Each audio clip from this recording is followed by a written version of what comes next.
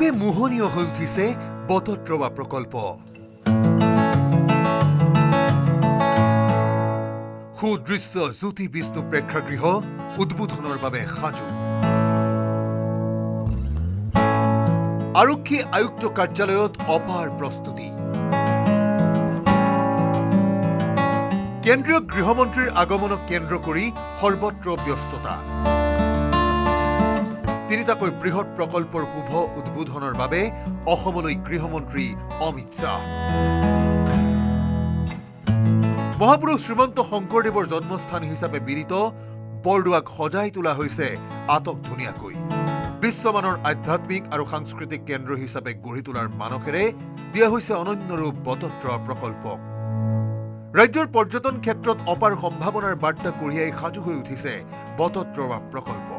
শ্বহীদ স্মাৰকত শ্ৰদ্ধাঞ্জলি সোমবাৰে পুৱা নিবেদন কৰাৰ পাছতেই দেশৰ গৃহমন্ত্ৰী আগবাঢ়িব বটদ্ৰৱা প্ৰকল্প অভিমুখে। তেখেত ইয়ালৈ আহিব। প্ৰথমতে মহাপুৰুষ শ্ৰীমন্ত আবিৰ্ভাৱ ক্ষেত্ৰৰ তেওঁ শুভ উদ্বোধন কৰিব। গুৰু আসনৰ ওপৰলৈকে গৈ, গুৰু আসন যিটো একদম হায়েষ্ট ইয়াৰ উচ্চতালৈ গৈ তেখেতে আবিৰ্ভাৱ ক্ষেত্ৰখন চাৰিওফালৰ পৰা চাব। তাৰপিছত তেখেতে নাটঘৰলৈ যাব, য'ত নেকি আমাৰ আইসকলে দিহানাম প্ৰদৰ্শন কৰি গৃহমন্ত্ৰী ডাঙৰীয়াক দেখুৱাব। 171 কোটি টকা ব্যয় সাপেক্ষে প্ৰায় 162 বিঘা বেদখল মুক্ত ভূমিত নিৰ্মাণ কৰা হৈছে এই প্ৰকল্প। বিশ্বৰ সৰ্বোচ্চ গুৰু আসন, সত্ৰীয়া সাংস্কৃতিক প্ৰতীক সম্বলিত অতিথিশালা, দেৱবাদ্য খোলৰ আৰ্হিত গঢ়ি তোলা গৱেষণা কেন্দ্ৰ, জাপিৰ আৰ্হিত নিৰ্মিত প্ৰেক্ষাগৃহ, নাওৰ আৰ্হিত নিৰ্মিত দক্ষতা বিকাশ কেন্দ্ৰৰ সম্ভাৰ বটদ্ৰৱা প্ৰকল্প। অসম চৰকাৰৰ উদ্যোগত জলপান গৃহ, নাটঘৰ, প্ৰশাসনিক ভৱন, বনৌষধৰ বাগিচা আৰু গৱেষণাগাৰৰো কৰা হৈছে নিৰ্মাণ। কেন্দ্ৰীয় গৃহমন্ত্ৰীৰ ভ্ৰমণৰ পূৰ্বে মুখ্যমন্ত্ৰী হিমন্ত বিশ্ব শৰ্মাই দেওবাৰে দুপৰবেলা পৰিদৰ্শন কৰিলে বটদ্ৰৱা প্ৰকল্পৰ। গৃহমন্ত্ৰীৰ কাৰ্যসূচী তথা প্ৰস্তুতি সম্পৰ্কত বুজ ললে মুখ্যমন্ত্ৰীগৰাকীয়ে। গুৱাহাটীত যেনেকে শংকৰদেৱ কলাক্ষেত্ৰ আছে, তেনেকৈ বৰদোৱাতো আমি মহাপুৰুষ শ্ৰীমন্ত শংকৰদেৱৰ আবিৰ্ভাৱ ক্ষেত্ৰ এখন নিৰ্মাণ কৰিব পাৰোঁ নেকি? সপোন আজি বাস্তৱত পৰিণত হ'ল। অহাকালি দিনৰ 12 বজাত ভাৰতৰ যশস্বী গৃহমন্ত্ৰী অমিত শ্বাহ ডাঙৰীয়াই এই আবিৰ্ভাৱ ক্ষেত্ৰখনিৰ শুভ উদ্বোধন কৰিব। কেন্দ্ৰীয় গৃহমন্ত্ৰীৰ বটদ্ৰৱাত বিশাল জনসভা আয়োজনৰ লগতে বিভিন্ন সাংস্কৃতিক কাৰ্যসূচীৰ বাবে সাজু হৈ উঠিছে শিল্পীৰ দল। গৃহমন্ত্ৰীৰ আগমনক কেন্দ্ৰ কৰি উৎফুল্লিত বটদ্ৰৱা প্ৰকল্পৰ দাঁতিকাষৰীয়া ৰাইজ।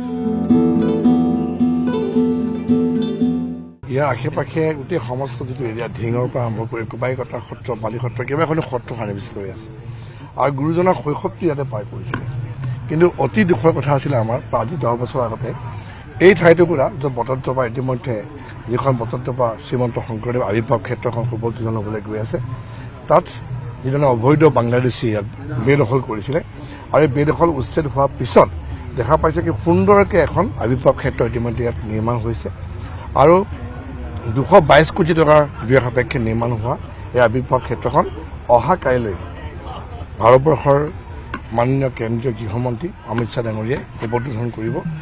এটা জলপান গৃহ অৰ্থাৎ দেশৰ গৃহমন্ত্ৰীগৰাকীয়ে সোমবাৰে আবেলি 3:30 উদ্বোধন কৰিব জ্যোতি বিষ্ণু প্ৰেক্ষাগৃহ। উত্তৰ পূৰ্বাঞ্চলৰ সৰ্ববৃহৎ প্ৰেক্ষাগৃহৰূপে চিহ্নিত হ'ব লগা জ্যোতি বিষ্ণু প্ৰেক্ষাগৃহত আছে একেলগে 5,000 আসনৰ সুবিধা। ৰূপকোঁৱৰ আৰু কলাগুৰুৰ সন্মানাৰ্থে নিৰ্মিত প্ৰেক্ষাগৃহটিৰ বৰ্ণনা দিলে মুখ্যমন্ত্ৰীয়ে এইদৰেই।